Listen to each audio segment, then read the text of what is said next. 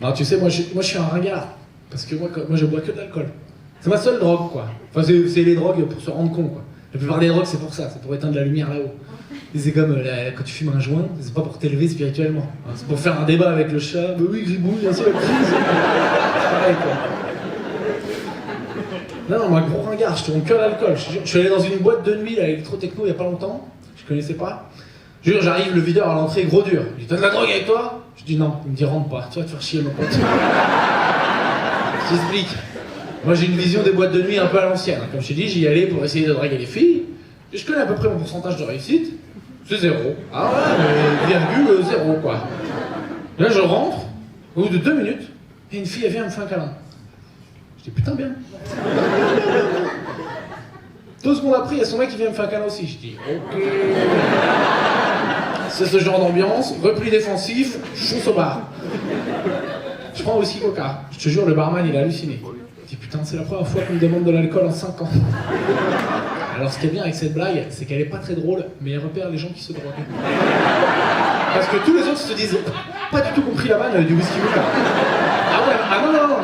On aurait dû aller voir Gad Elmaleh, un peu plus cher, mais valeur sûre. Parce que là, 27 balles, on comprend rien. Je t'explique.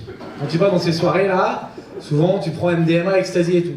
C'est des drogues qui donnent soif. Donc ils font tous la queue aux chiottes pour boire l'eau. Mais laisse tomber, hein, c'est Mad Max, hein. Donne-moi l'eau. Personne boit d'alcool là-bas. Personne boit d'alcool. Tu vas au Carré VIP, c'est un mec qui a pris un magnum de Badois ou un truc comme ça. Des fois, t'as les mecs de Dubaï, ils débarquent, là ils posent bouteille de San Pellegrino, feu de Bengale, musique de la Ligue des Champions et tout ça.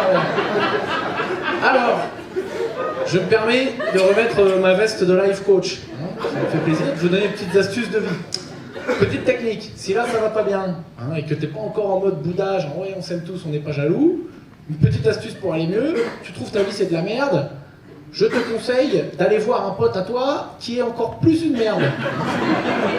Tu connais, c'est ce pote qui est dans la poubelle un peu en dessous. Tu vois pas? Tu sais, le pote au chômage là, que t'appelles le mardi 11h, mais tu fais quoi? Mais rien, mais je sais. C'est pas bien, mais ça fait du bien. Je sais de quoi je parle, hein. Je me suis fait confinement en tant que clown, le téléphone, et putain, le standard, quoi. C'était la sécurité. Donc la technique, c'est tu vas voir des amis à toi qui ont pris de la drogue, mais le lendemain.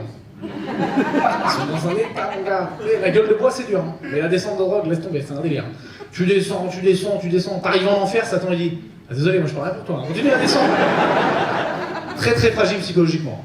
Ça peut chialer dans la météo. Il pleut encore en Bretagne, ils en prennent plein la gueule.